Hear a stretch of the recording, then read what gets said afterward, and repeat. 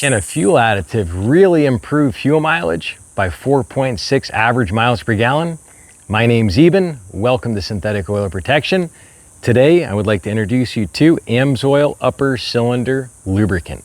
One of my personal customers here in Las Vegas, driving a Toyota Tacoma pickup truck, pulling a 1,500-pound pasta trailer.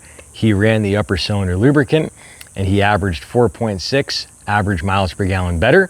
How it does that is it lubricates the upper cylinder rings that doesn't get lubrication from the crankcase motor oil. Also fights ethanol problems. Ethanol, gasoline, and water all separate through a phase change, and there's all kinds of corrosion you can get in your fuel system. This combats that chemical breakdown. This treats up to 25 gallons of gasoline.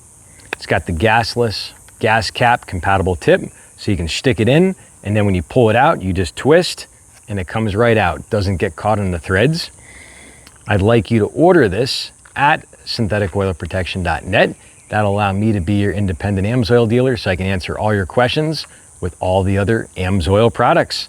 If you're loving the content, a thumbs up really is appreciated, and we will see you right here on the next video.